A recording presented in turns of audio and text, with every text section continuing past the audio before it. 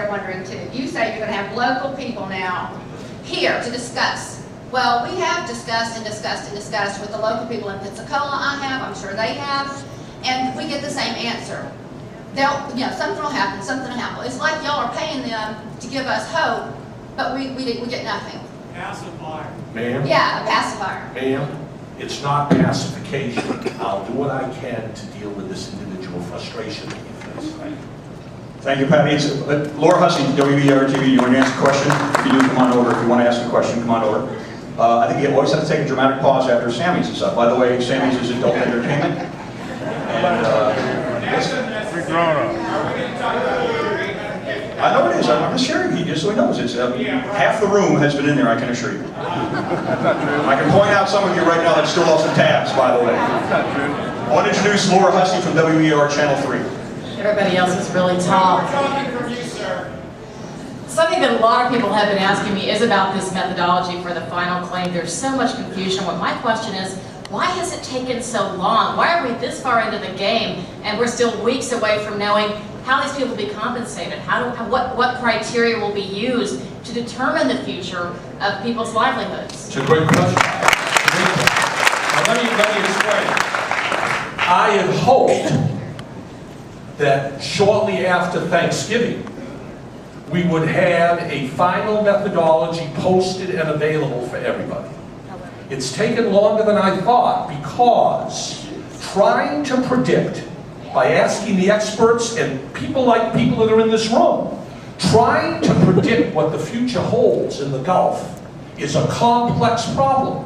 And I've been trying to gauge from experts, from people involved in these industries, from associations, the Florida Lodging Association and others. I've asked, can you give me your best estimate, your best prediction of what the future holds? And I agree that it's taken longer than I thought it would, but I want to make sure that when we announce some methodology in the next two weeks, finally, people will see the credible basis for making these determinations. So you're asking the right question, and it's taken longer, but I'm hoping that when we do offer a final payment and post the methodology, it will be viewed as a credible attempt to predict a very murky future.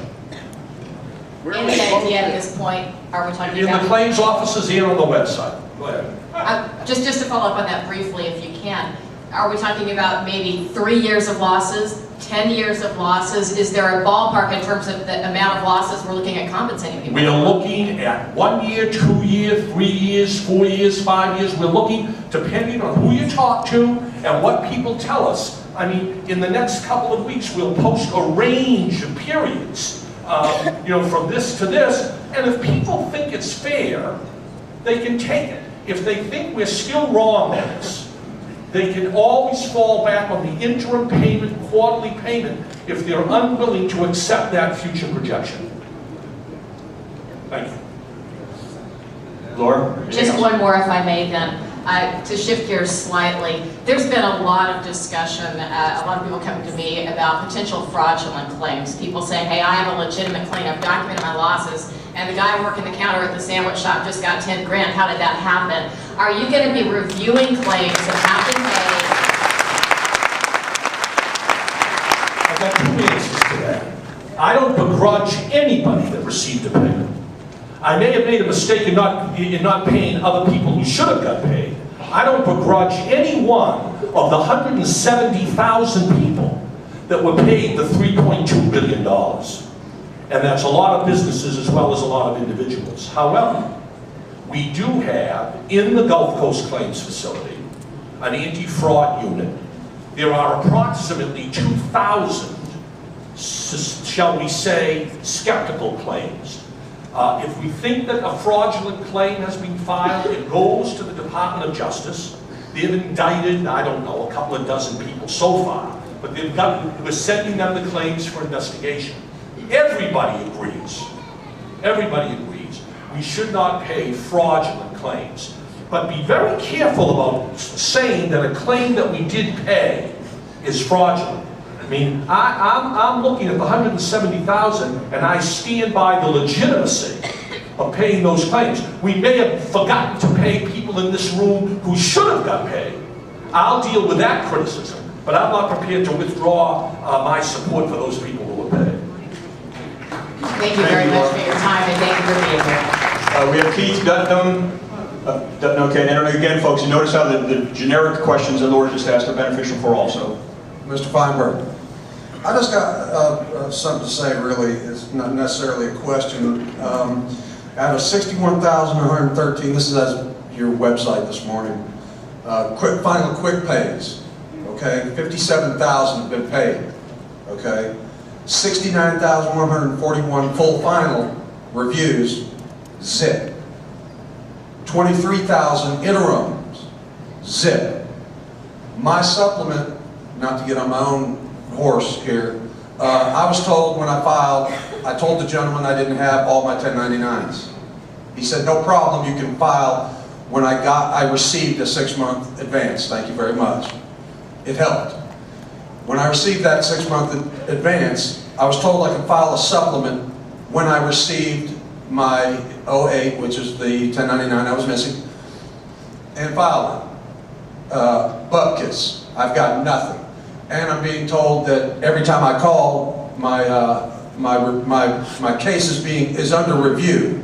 If it's under review, are you telling me that since I filed a month ago, interim claim has been under review for a month and not one? Everyone's still under review?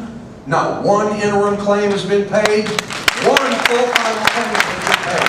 And that's $10 million to some company somewhere, I'm not sure. They don't list that information. But one has been paid, not one full final or interim claim. And I'm about to lose my apartment. I'm about to sell my truck to pay my rent. And it's ridiculous that I keep getting told it's being reviewed. And I'm sorry for being upset. I don't mean, it's not directed at you, it's directed at the process. No, it's directed at the process. I'm the process. It's directed at me, and I'm not in the least bit. You don't have to apologize for being upset. Let me just answer your I'm hungry. I'm sorry? I'm hungry. I'm going broke. I'm going to have to sell my truck to pay my rent. $850,000 a month. How's he doing? You get I'm a little guy. I don't make that much money. I don't make near that. What I'm asking for is pennies. Now, I'll again say 2 points. And everything's documented. One, the reason that we have not paid final or interim payments, which will begin being paid in February, the reason we have not is I'm trying to make sure that we get the right handle on the methodology to predict the future and give people the option of taking the final payment or if they want an interim payment. However, We can't wait. that's what my second point. February's too long. Here's my second point. You will let Rob or Mike know or me. We will look at the supplement. And if in fact the supplement is due and owing, we will pay it immediately and not have to make you wait until February for the final. I need somebody with a checkbook today. I don't know how to help you people. I don't have a checkbook. I'm sorry. Give me the name and the claim number, and I'll look it up today, and we'll see what we can Who do. do I need to speak to? You can either give it to me, or give it to Rob or Mike. 101-2912. Give it, right. Write it down, Keith, if you could. Note again, folks, that the adjusters are right next door there. If there's anyone from the Daily News that's here that wants to ask a question, please get up. And Thomas Monaghan, if you have a question you want to ask the adult folks, go do that. We have to cover generic questions. You saw how beneficial the questions were from WEAR. We cover more people. Ishmael Caminero. And again, we're going to limit it to 2 calls. Keith, Thank you're you, up. sir. Thank you very much. This is not a press conference. How you doing? The reason why I'm here is to congratulate you because I seem like it's coming to the point that you understand the people and the cause. But in my case, it's bad. I'm a diabetic. I own my own company. I clean dirt, and I can find nowhere. I file my claim. Every piece of paper that would ask me to submit it, I submit it, and they deny my claim. I work for I would say 2 or 3 biggest companies right here in this area. And they all being cut off 60-70%. 60-70% occupancy was denied to them. So what I want to know is who that I have to see, person to person, that I can file whatever you were saying now there, because you said so many things, you don't register here. But that's what I want to know. Give me somebody, I got my papers in there, somebody that I can go and sit down with me and review my case. Do not leave today